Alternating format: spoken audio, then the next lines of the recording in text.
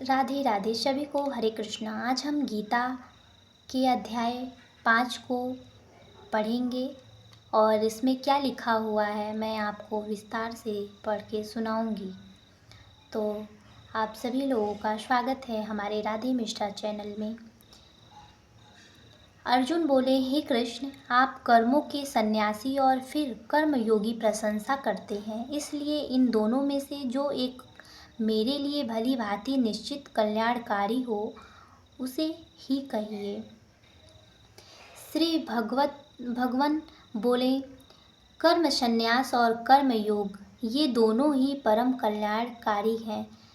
करने वाला व्यक्ति बहुत ही सिद्ध होना चाहिए, परंतु उन दोनों में भी कर्म संन्यासी के कर्म योग्य साधना में सुगम होने से श्रेष्ठ है।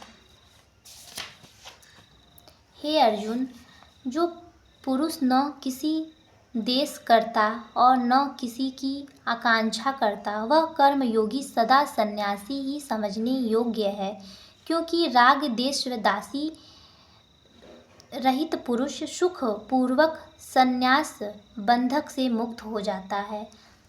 उपयुक्त संन्यास और कर्म योग्य मूर्ख लोग पृथक पृथक फल देने वाले कहते हैं, न कि पंडित जन, क्योंकि दोनों में से एक में ही सम्यक प्रकाश से स्थित पुरुष दोनों के फल रूप परमात्मा को प्राप्त होता है।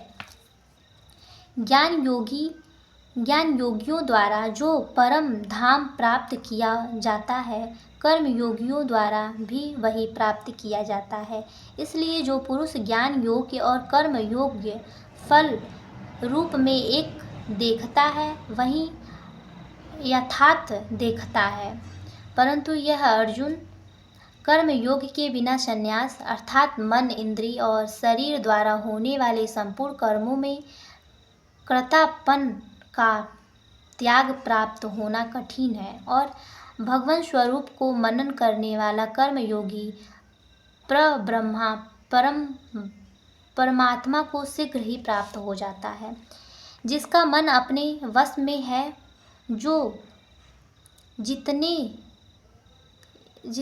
जितेंद्रिय एवं विशुद्ध अतः कल्याण वाला है, और संपूर्ण प्राणियों का आत्मा रूप परमात्मा ही जिसका आत्मा है, ऐसा कर्म योगी कर्म करता हुआ ही लिप्त नहीं होता।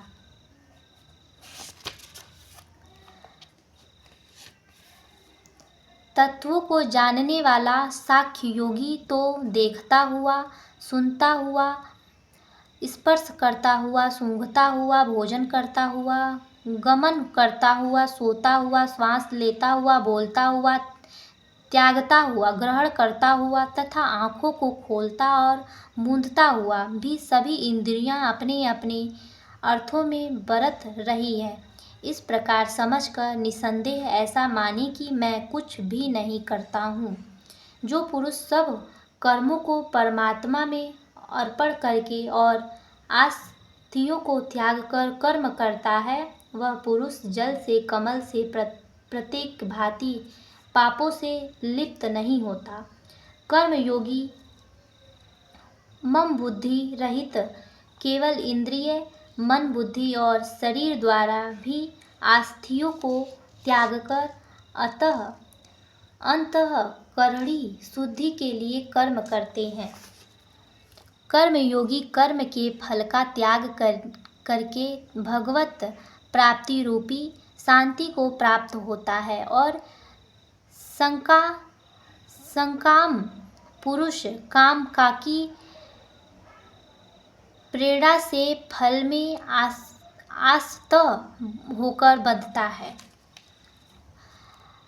अतः करण जिसके वश में है, ऐसा साक्ष्य योगा आचरण करने वाला पुरुष न करता हुआ और न करवाता हुआ ही नव द्वारों वालों पुरुष शरीर रूप घर में सब कर्मों को मन से त्याग कर आनंद पूर्वक सच्चिदानंद धन परमात्मा के स्वरूप में स्थित रहता है। परम स्वरूप मनुष्य ने तो कहीं न कर्मों और न फल कर्मों के संयोग की रचना करते हैं, किंतु स्वभाव ही बरत रहता है। सर्वव्यापी परमेश्वर भी न किसी के पाप कर्मों को और न किसी के शुभ कर्मों को ही ग्रहण करता है, किंतु अज्ञान के द्वारा ज्ञान ढका हुआ है, उसी से सब अज्ञानी मनुष्य मोहित हो रहे हैं। परंतु जिनका वह अज्ञान परमात्मा के ज्ञान द्वारा नष्ट कर दिया गया है, उनका वह ज्ञान सूर्य के अदृश्य उस सच्चिदानंद परमात्मा प्रकाशित कर देता है। जिसका मन त्रिपुट हो रहा है, जिनकी बुद्धि त्रिपुट हो रही है और सच्चिदानंद घन परमात्मा में ही जिनकी नियंत्रण एक ही भाव से स्थित है, ऐसे तत्पर नारायण पुरुष ज्ञान के द्वारा पाप रहित होकर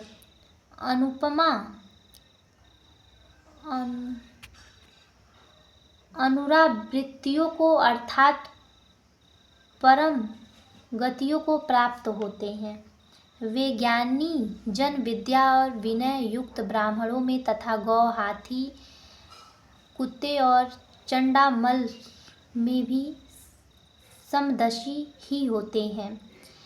जिनका मन समभावों में स्थित है, उनके द्वारा इस जीवित अवस्थाओं ही संपूर्ण संसार जीत लिया गया है, क्योंकि सच्चिदानंद घन परमात्मा निर्दोष और सम है। इससे वे सच्चिदानंद घन परमात्मा में ही स्थित है। जो पुरुष प्रिय को प्राप्त होते हर्षित नहीं हो और प्रिय को प्राप्त होकर उद्विग्न न हो, तो वह स्थिर बुद्धि शयन रहित ब्रह्मवेदा पुरुष सच्चिदानंद घन परम ब्रह्मा परमात्मा में एक ही भाव से नित्य होते हैं।